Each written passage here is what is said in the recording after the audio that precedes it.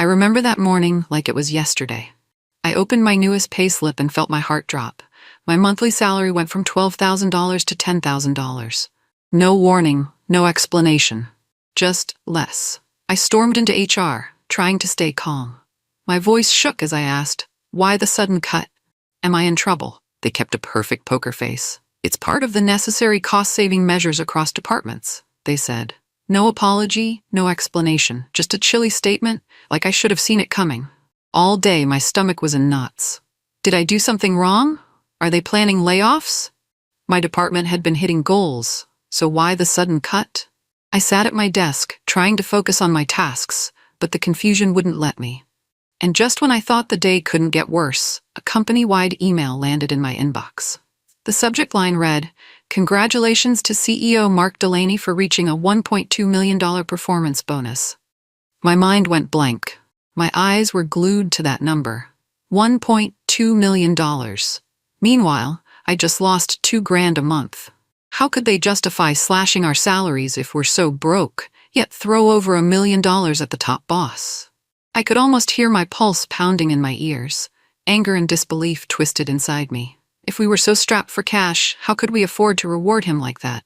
I kept refreshing my bank app, hoping maybe HR had messed up. But the deposit was real. I felt betrayed, almost foolish. That night, I couldn't sleep. The next morning, I cornered one of my teammates, Marcus, at the coffee machine. Trying to stay casual, I asked if his pay got cut too. He gave me this awkward glance. "No," he said. Then he shrugged, "But at least you're still getting $10,000, right?" I'd be happy with that. My jaw tightened. I realized nobody else had been hit. I tried to piece it together. If we're saving money, why is Mark Delaney getting richer? I felt something boil in my chest.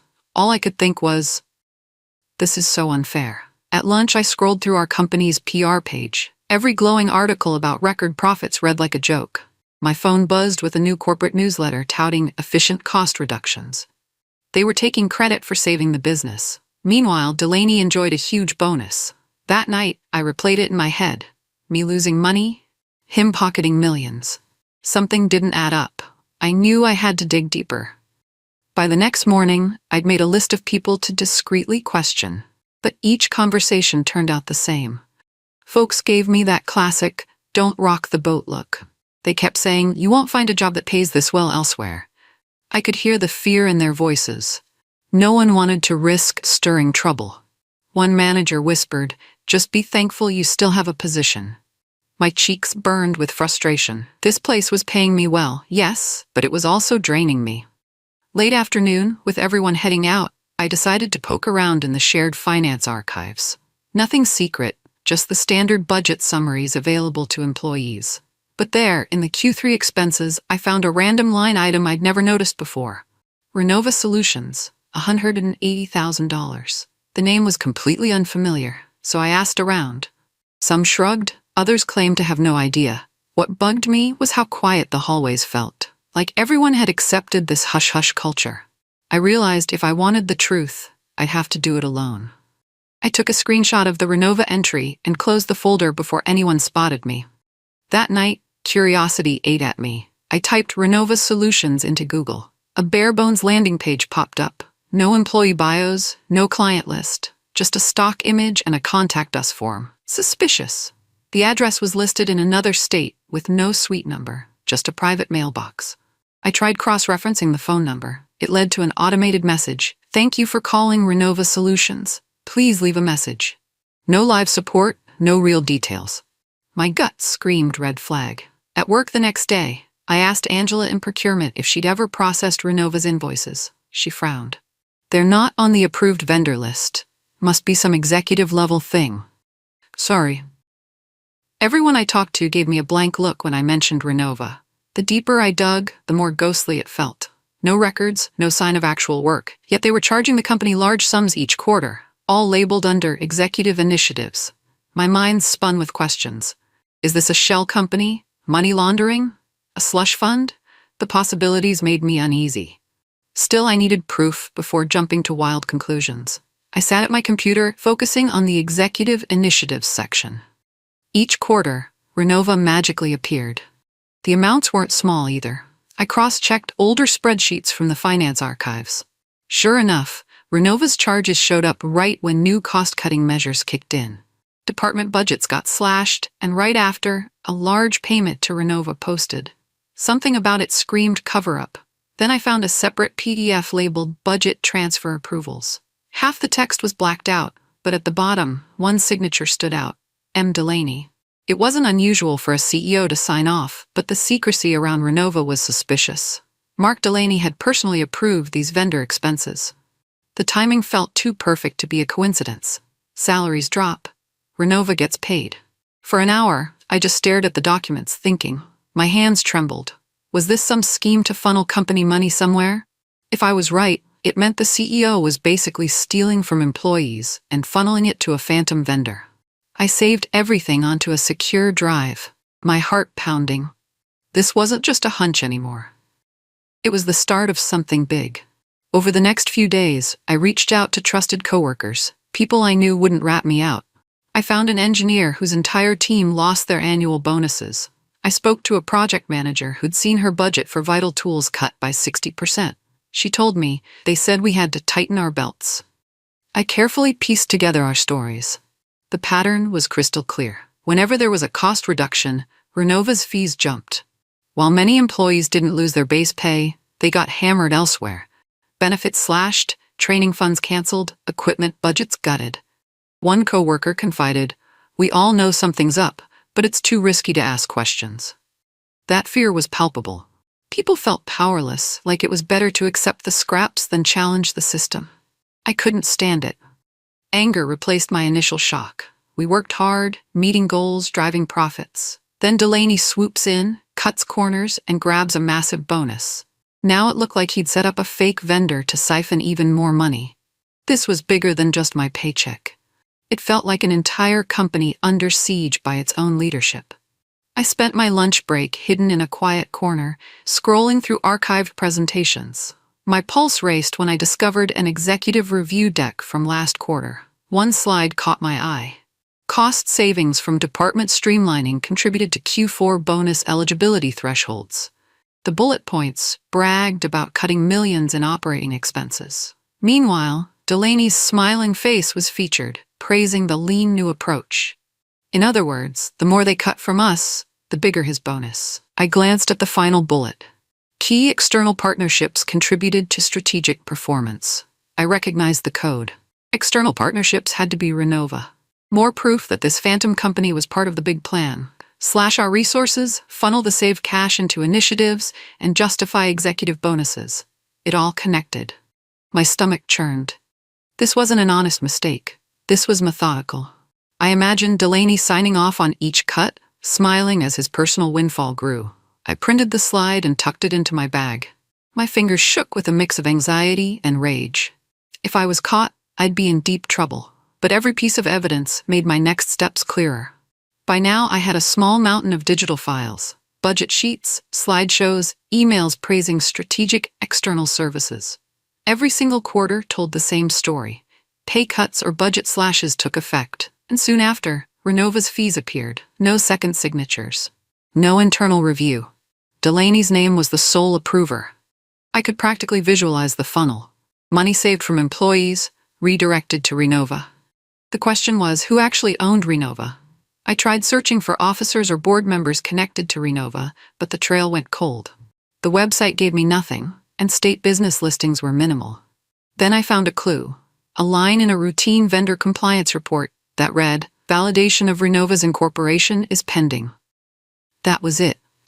Still, everything else pointed to one truth. Someone at the top was orchestrating this scam. And the more I saw, the more sure I became it had to be Delaney himself. Why else hide it? I saved each new document onto a hidden USB drive. My heart pounded every time I typed in my password, afraid someone might notice. I was stepping into dangerous territory, and I knew it. My big break came late on a Friday night. I'd turned off my computer, but a lingering thought nagged me. What if the LLC details are on the state's business registry site? I fired my laptop back up. Sure enough, I found a snippet referencing the tax ID. The registered agent's name, Delaney. Not Mark, but the same last name, and the address matched that random P.O. box. My mouth went dry. This all but confirmed my suspicion. Delaney was funneling company money into a shell LLC, disguised as Renova Solutions and effectively paying himself. I took screenshots, triple-checked everything, then stored the data on an encrypted folder. My fingers trembled as I typed CEO fraud in my personal notes. The gravity of it weighed on me. This was no longer office gossip or petty corporate greed. This was serious, likely illegal. I knew I had to be stealthy. If Delaney caught wind I was on to him, I'd be fired, or worse. So I kept my head down at work, nodded at management, and smiled like everything was normal.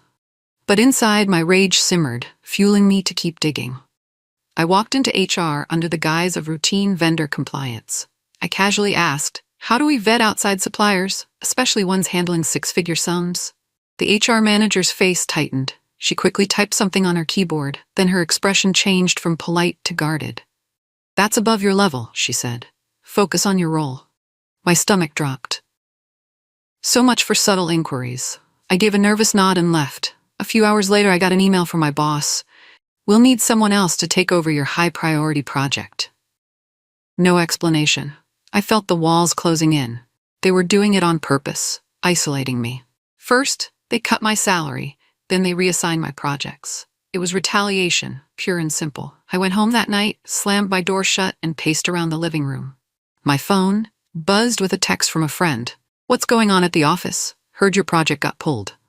I typed back, not sure. Something's up. We'll keep you posted. I looked at my USB drive, loaded with documents. I was in too deep to back out now. If I wanted justice, I had to move carefully. I got the calendar invite at 8 a.m. Performance review, meeting room 3. My heart sank. Normally, performance reviews were scheduled weeks in advance with official guidelines. This was completely out of the blue. I entered the room and 3 managers were seated, flipping through a thin folder. They gave me generic feedback. We've noticed you seem distracted, and is there a reason your work quality has declined? I argued I'd been meeting deadlines, producing solid work. They exchanged looks, scribbled notes, then wrapped it up. No clarity, just intimidation. As I left, an IT staffer caught me in the hallway. They warned, your email was flagged for non-role aligned access. Be careful. My pulse skyrocketed. They'd caught wind of my rummaging through budget files. My stomach churned. I rushed back to my desk, half expecting my login to be revoked. Sure enough, half my folder permissions were gone. It felt like a clampdown. They were isolating me, removing access, and trying to force me out. That evening, I found my desk area suspiciously tidy. Some documents I'd left out were missing. Someone was cleaning up, hoping I'd just fold under pressure. I sat in a small law office downtown, hands trembling as I sipped lukewarm coffee. The whistleblower attorney leaned forward, scanning my stack of evidence. His name was Ben, and he spoke calmly but firmly. You have a strong case, he said. If fraud or tax evasion is involved, this could be significant. He explained the process. Document everything. Keep it secure. The IRS has a whistleblower program that can reward you with a percentage of recovered funds if this is proven. My mind spun. I wasn't after a payout, but the thought of hitting Delaney where it hurt felt satisfying. Ben reminded me the risks were high. Companies don't take kindly to whistleblowers, but if this leads to federal action, you'll have protection. I nodded, trying not to show how scared I was. I went home, locked my USB in a fireproof box, and emailed a backup to myself on a secure account. The next morning, I felt a jolt of fear walking into the office.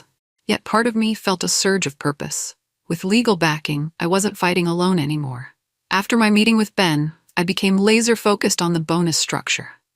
I found an old internal memo detailing how Delaney's $1.2 million bonus was unlocked. He had to reduce overall corporate expenses by a certain percentage each quarter. I cross-referenced that with the exact timing of my pay cut.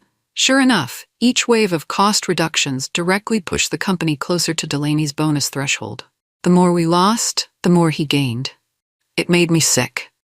That same memo included a breakdown of external vendors critical to meeting cost reduction goals. Of course, Renova was listed front and center, but there was a twist. The memo claimed that optimizing vendor use replaced in-house projects, thus reducing overhead.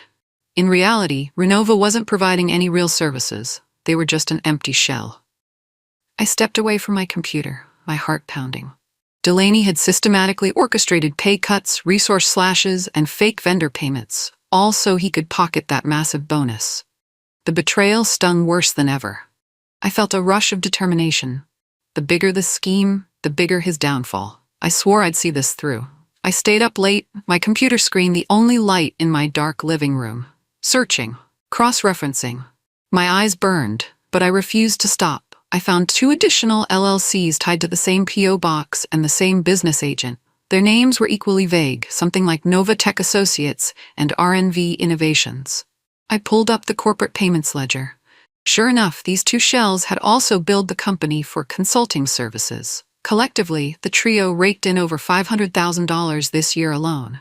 My head spun. This was more than just a shady side arrangement. This was grand-scale fraud. Everything pointed back to Delaney's circle. Same addresses, same pattern of payments, same hush-hush approvals. If the board or shareholders discovered this, it could tank the entire company. The magnitude of it all made me uneasy. I was just one employee with a USB drive of incriminating files. But that also gave me strength. Delaney might have power, but he couldn't hide this once it was out in the open. The illusions of executive prestige would shatter under scrutiny. My heart hammered as I typed the details into the IRS whistleblower portal. I outlined each suspicious invoice, each questionable vendor, each direct link to Delaney's signature. I attached spreadsheets, PDFs, and internal memos. Finally, I hit submit. A confirmation email arrived in my personal account. Thank you for your submission. We will review your claim. That was it. Anticlimactic, yet I felt like I'd just jumped off a cliff without a parachute. My phone buzzed. It was Ben, my attorney. I told him I had filed. He breathed a sigh of relief. That's a huge step. The IRS can move slowly, but if they bite, it's serious. I spent the next few days feeling both exhilarated and terrified. At work, I pretended everything was normal, even as my team's resources kept shrinking. Rumors circulated that more budget cuts were coming. I bit my tongue, thinking, you have no idea what's about to go down. Each night, I'd check my email, half expecting an IRS update. But nothing. I reminded myself of Ben's words. You might not hear anything for a while, but be ready when you do.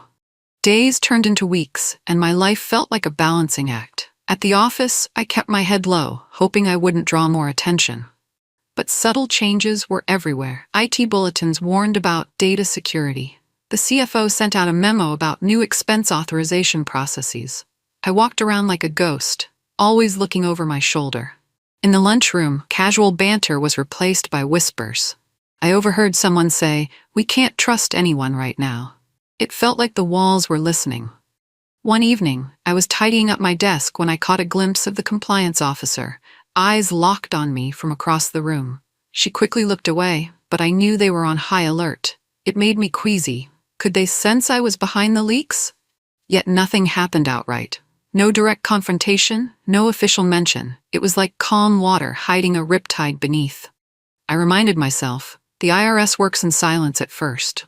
The longer things stayed quiet, the more paranoid I got that Delaney or someone else might strike preemptively. On a rainy Monday morning, I arrived to find an email. 8 a.m., team meeting canceled. A finance manager announced their early retirement in a terse message. No farewell party, no explanation. Rumors flew. People whispered that they had been forced out. By lunchtime, I noticed top executives looked anxious. One of them actually sprinted to the elevator, phone pressed to their ear. I felt a jolt of excitement.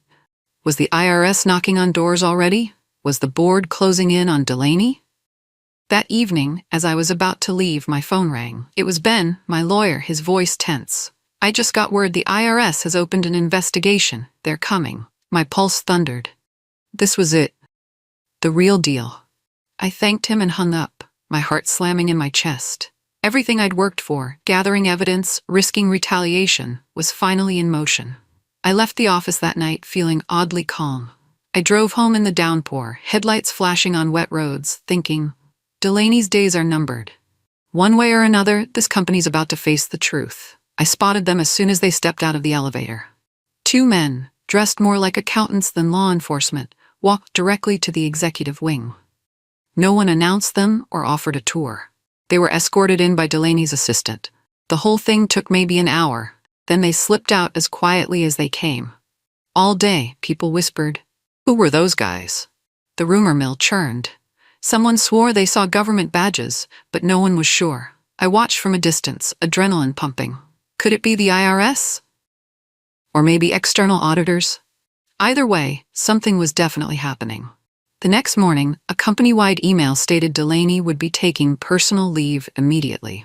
No explanation, no timeline. The tension in the building skyrocketed. People asked, is he sick? Family emergency? But I knew the real reason.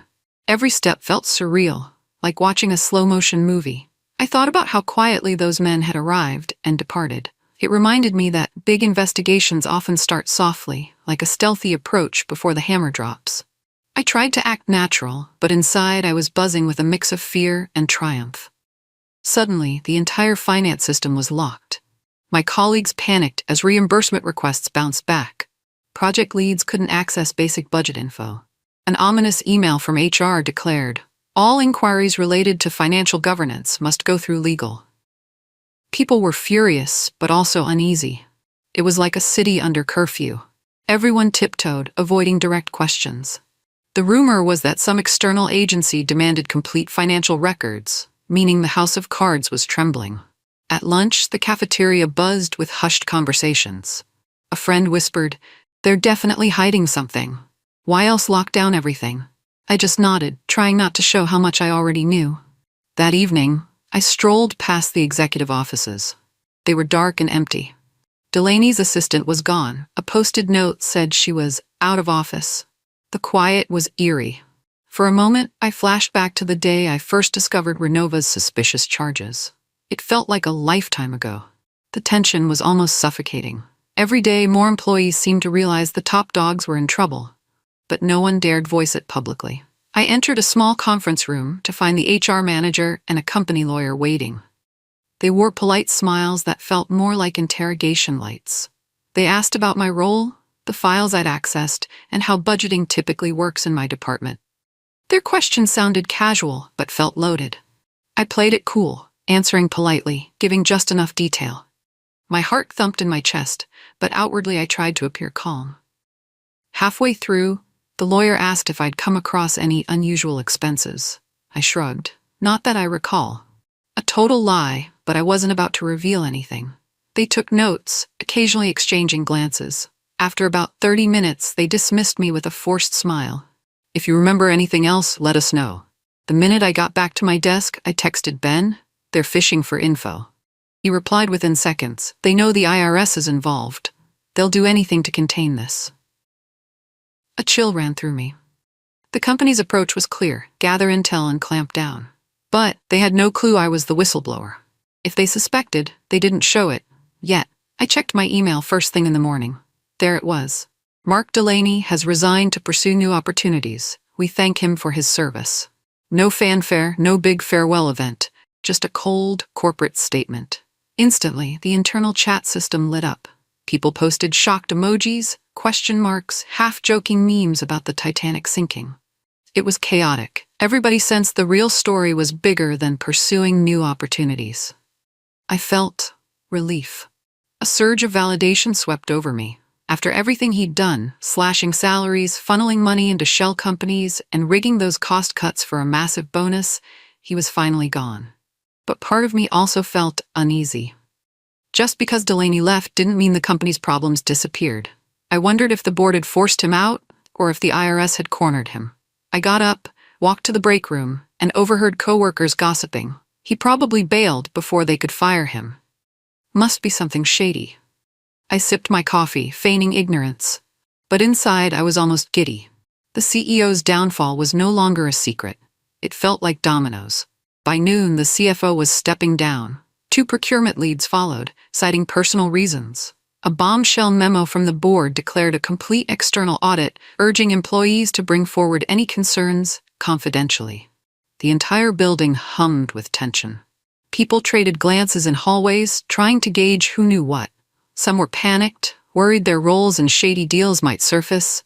Others felt triumphant, hoping for a clean slate. That afternoon, I got called into my boss's office. I expected another interrogation, but instead, she offered me a raise and a new position.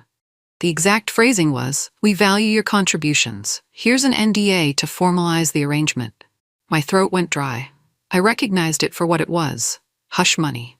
They wanted me locked down, silent. I politely asked for time to consider. Then I left the office, feeling a strange mix of anger and validation.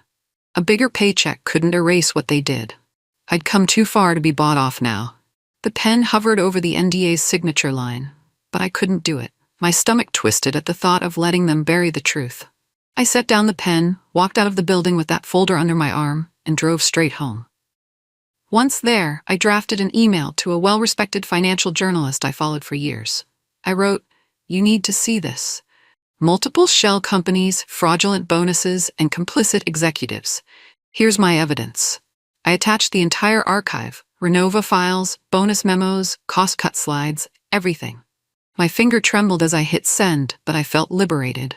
No more secrets.